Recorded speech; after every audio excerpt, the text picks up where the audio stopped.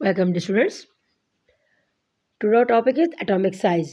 हमने स्टूडेंट्स शुरू किया था पीरियोडिसिटी ऑफ पीरियोडिक टेबल, और इसमें हमने ये पढ़ा था कि पीरियोडिसिटी ऑफ टेबल क्या होती है। तो पीरियोडिसिटी ऑफ टेबल के एक ख़ास इंटरवल के बाद जब एलिमेंट्स अपने प्रॉपर्टीज़ को, या चाहे वो फिजिकल हो केमिकल हो, उसको जब रिपीट करती है उसे हम कहते हैं पीरियोडिसिटी ऑफ पीरियोडिक टेबल। इसमें कुछ फैक्टर्स होते हैं स्टूडेंट जिस पर ये डिपेंड करता है। अब उसमें सबसे पहला जो फैक्टर है वो है एटॉमिक साइज, यानी एटम का साइज़। तो स्टूडेंट्स एटॉमिक साइज को डिस्कस करते हैं। Atomic size, the size of an atom is not rigidly fixed. अब जो एटम का साइज है वो फिक्स नहीं होता, बट इट वेरीज, ये तब्दील होता रहता है। वेरीज मुख्तलिफ होता है, तब्दील होता रहता है, तगय्युर पजीर है। When combined with different atom, जब ये मुख्तलिफ एटम के साथ कंबाइन करता है। तो स्टूडेंट एटम का साइज जो है तो वो डिक्रीज या इंक्रीज होता है इलेक्ट्रॉन के आने या जाने की वजह से, या ये किसी के साथ अगर शेयरिंग करता है, बॉन्ड बनाता है, इसमें जो एटम का साइज है, एटॉमिक साइज, वो डिफरेंट हो जाता है। द सेम एटम में have different sizes in different combination. अब एक ही एटम है लेकिन इसके डिफरेंट साइजेस हो सकते हैं मुख्तलिफ कम्बिनेशन में। यानी सपोज आप हाइड्रोजन ले लें।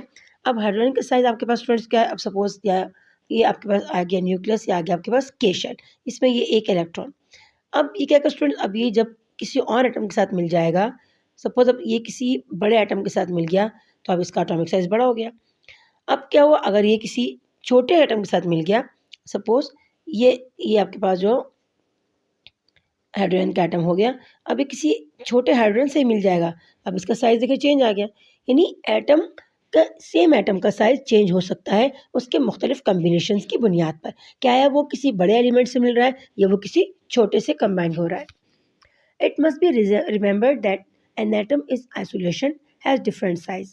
कि ये आप बात याद रखिए कि एटम जो है वो आइसोलेशन मतलब जो अलग होगा, बिल्कुल अकेला होगा, तो उसका जो एटॉमिक साइज है वो मुख्तलिफ होगा। यानी एटॉमिक वॉल्यूम, वॉल्यूम मीन जो जितनी जगह घेरेगा एटम, तो मुख्तलिफ होगा then when it is in combination with other atom, उससे जब वो किसी और के साथ एक और एटम बनाएगा मिलकर। यानी स्टूडेंट्स ये बात तो अंडरस्टूड है, अगर एक एटम अलोन है तो उसका जो एटॉमिक साइज है वो डिफरेंट होगा। अब जब वो किसी और के साथ मिलकर कम्बिनेशन बनाएगा तो उसका एटॉमिक साइज ऑब्वियसली इंक्रीज हो जाएगा। तो atomic size of an atom is express in term of atomic radii, covalent radii and ionic radii. अब स्टूडेंट्स देखिए, एटम्स को जो हम रेडियस के लिहाज से उसको जब हम टाइप्स बयान करते हैं तो उसमें एक आ गया एटॉमिक रेडियाई, यानी एटम का अपना radius without combination with another atom. तो उसका जो अपना रेडियस होता है उसे हम कहते हैं एटॉमिक रेडियाई। फिर कोवेलेंट रेडियाई, स्टूडेंट्स आपने पढ़ा होगा कि बॉन्ड की जो किस्म जिसमें शेयरिंग होती है इलेक्ट्रॉन्स की, उसे हम कहते हैं कोवेलेंट। नहीं, अब कोवेलेंट बॉन्ड में स्टूडेंट्स जो वो मिलकर जो दो एटम्स कंबाइन होकर एक बॉन्ड बनाते हैं, कोवेलेंट बॉन्ड, अब उसका जो रेडियस होगा उसे हम कोवेलेंट रेडियाई कहेंगे। एंड आयोनिक रेडियाई, यानी जो स्टूडेंट्स एक एटम इलेक्ट्रॉन गेन करता है या लॉस करता है, उस पर वो आयंस में चेंज हो जाता है, उस पर एक साइन आ जाता है, तो इसे हम एटॉमिक रेडियाई कहते हैं। अब स्टूडेंट इसके बारे में तफसील से एक एक करके पढ़ते हैं। First of all atomic radius, यानी एटम का अपना रेडियस।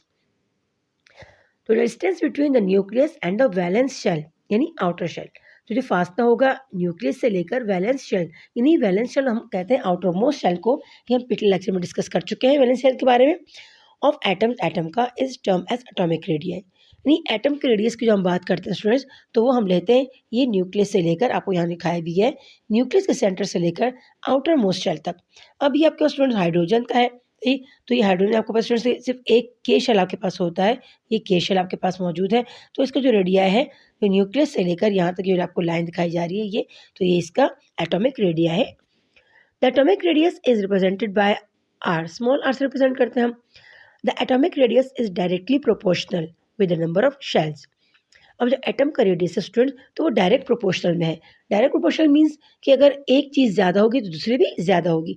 यानी अब आपके पास यहाँ पर अगर एटम नंबर ज़्यादा हो रहा है, शेल नंबर, यानी अगर आप देखें यहाँ पे ये सिर्फ के शेल है, नहीं, अब एल शेल अगर आप लेते हो तो ऑब्वियसली ये जो रेडियस है वो ज़्यादा हो गया।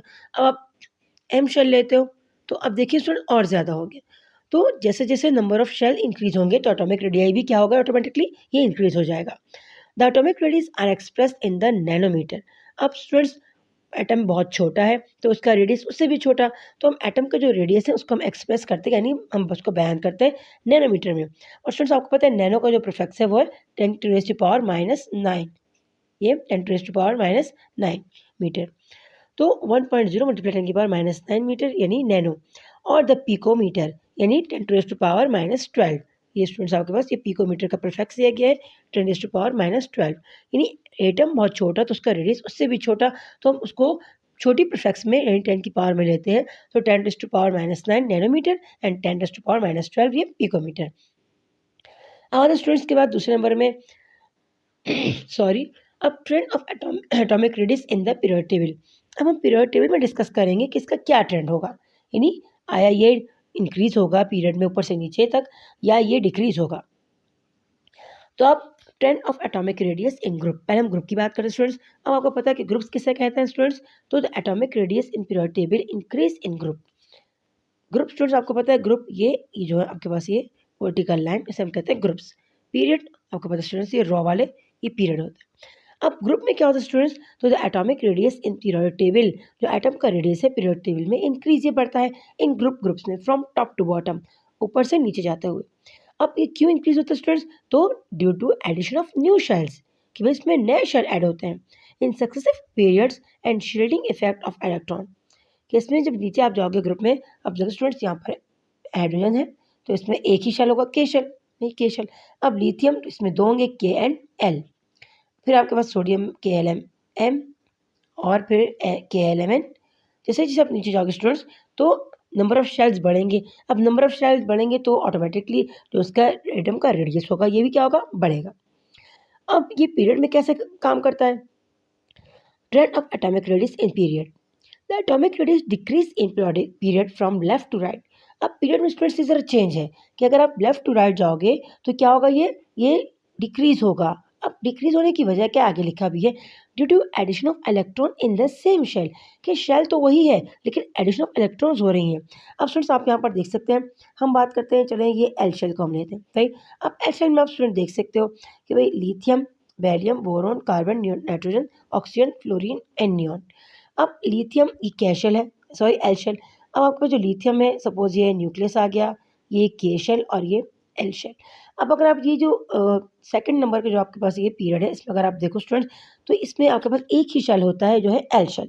अब लिथियम है तो लिथियम के लिए इसमें एक इलेक्ट्रॉन आ गया, फिर आपने लिया बेरिलियम इसमें आपके पास दो आ गए, फिर आपने लिया बोरॉन तो इसमें तीन आ गए बाहर वाले में, के में तो ऑलरेडी दो मौजूद हैं इसकी बात हम नहीं करें यहाँ पर।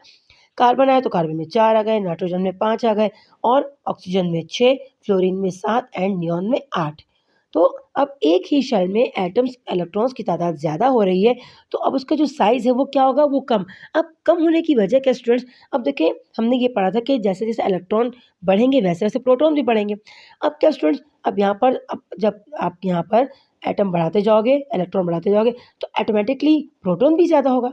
अब एक इलेक्ट्रॉन ज़्यादा हो तो एक प्रोटॉन, न्यूक्लियस में दो तो दो, तीन तीन, चार चार, करते करते करते अब जो न्यूक्लियस का साइज़ था स्टूडेंट आपके पास पहले, आपके जो न्यूक्लियस का साइज़ इतना छोटा था, अब वो क्या हो गया, प्रोटॉन्स की इजाफा की वजह से अब वो न्यूक्लियस का साइज़ बड़ा हो गया क्योंकि इसके अंदर भी आपके पास प्रोटॉन्स की तादाद ज़्यादा हो रही। तो क्या होगा स्टूडेंट्स कि जो ये के शेल हुआ या ये जो एल शेल होगा ये न्यूक्लियस के करीब आ जाएगा।